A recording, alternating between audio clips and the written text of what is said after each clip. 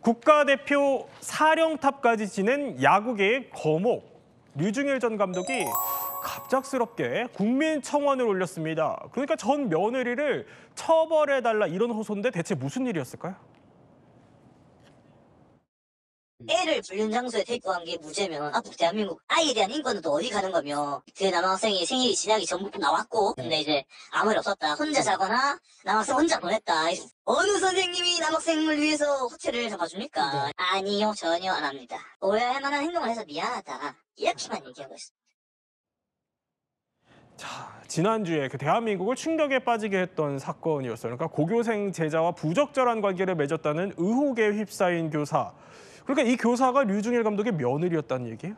사실은요, 이 사건 굉장히 많은 분들이 주목하고 있었는데, 류중일 전 감독이 국민청원 올리면서 며느리 제대로 처벌해달라고 글을 올리면서 사실이 드러난 겁니다. 지금 공개된 영상은요, 보면은 수원시 한 호텔의 CCTV 지난해 영상이에요.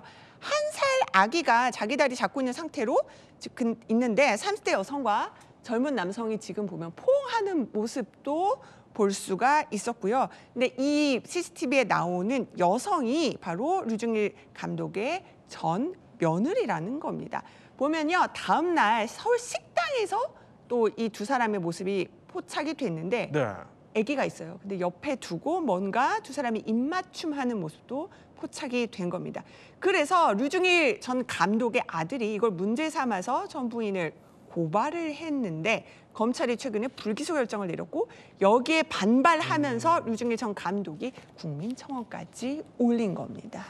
그러면 이 사건을 한번 정리해 볼 필요가 있을 것 같아요. 보면은 고등학교 교사였던 류중일 감독의 그 전 며느리가 고교생 제자와 이제 부적절한 관계를 가졌다는 게 전 남편의 주장이고요.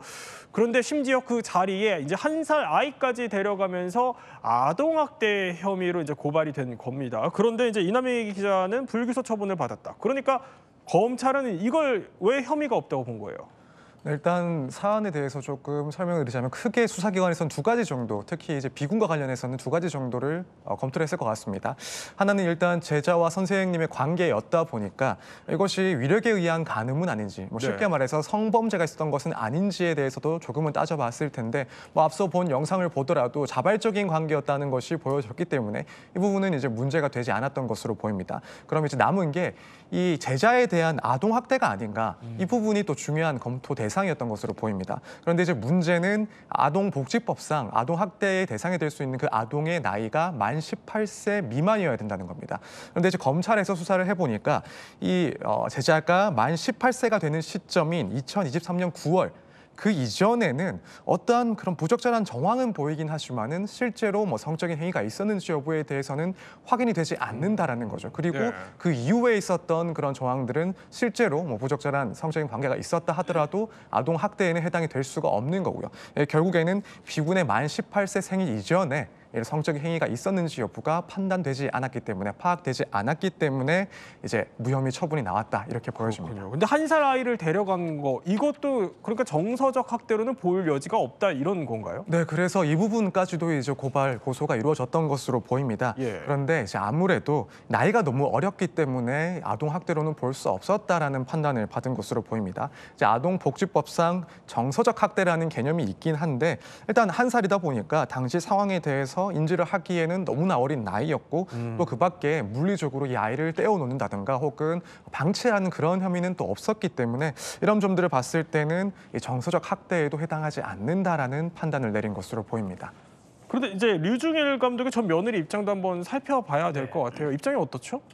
며느리 입장에서는 자신은 약간 후회할 만한 행동은 있지만 절대 부적절한 행동은 없었다. 그러니까 과거에도 정말 주말에는 학교 생활 열심히 했고, 그다음에 주말에는 또 주중에는 학교 생활 열심히 했고, 주말에는 양육도 힘썼고, 그다음에 제자가 사실 이 수능에서 전부 떨어지는 바람에, 수시에 떨어지는 바람에 나한테 와서 혹시 뽀뽀 한번 해주면 자신이 좀 잘 될 것 같아 해서 그렇게 해서 격려의 마음으로 해준 건 있지만 그건 후회하고 있다. 그러나 주장하는 대로 나는 부적절한 행위를 한 적도 없고, 내가 만일 호텔에 그러면 아이를 데리고 갔으면 내가 그 남편도 알 수 있는 가족 카드로 그럼 결제했겠느냐, 그런 생각이 있었으면은, 그리고 그날 그 제자와 함께 동행했던 것도 제자가 그날 그 응시원서 하나 프린트해달라고 해서 프론트에서 호텔 프론트에서 해주고 네. 제자는 가고 난 투숙했을 뿐이다. 그렇기 때문에 남편이 너무 허위 사실과 이런 것들을 유포하면서 나를 명예훼손한다 이렇게 강하게 반발하고 있는 상황입니다. 그러니까 응원의 마음으로 그랬다는 해줬다는 거다라는 설명인데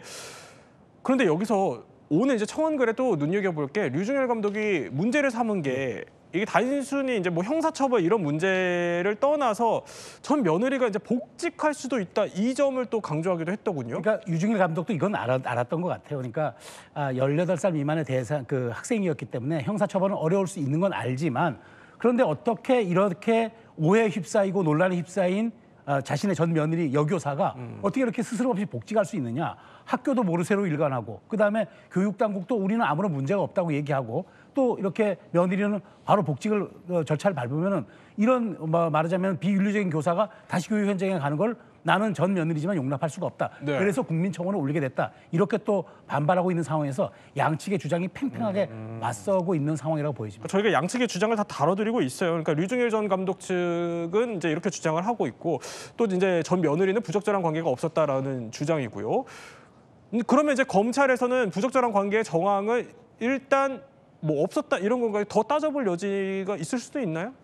일단 뭐 고발한 사람 입장에서는 이 결론에 대해서 부당하다라고 생각을 한다면 이제 항고 혹은 재항고와 같은 그런 불복 수단이 마련이 되어 있습니다. 그래서 절차적으로는 여기에 대해서 다시 따져볼 수 있다라고는 할 수 있긴 한데 실제 가능성은 무척이나 낮아 보입니다. 결국 관건은 이 제자가 만 18세가 되기 이전에 성적인 관계가 있었냐 이 여부인데 네. 이 당사자들이 직접 이 부분을 시인을 하지 않는 이상 구체적으로 어떠한 일이 있었는지는 도저히 알 수가 없지 않나. 그렇기 때문에 결정적인 증거를 확보할 수 없는 이 사건의 특성상 이런 뭐 항고 등의 절차를 거친다 하더라도 결론이 달라질 가능성은 상당히 낮다라고 보는 게 맞는 것 같습니다. 네, 또 교사와 제자 측 입장도 저희 쪽에 전해주시면 충분히 또 다뤄드리도록 하겠습니다.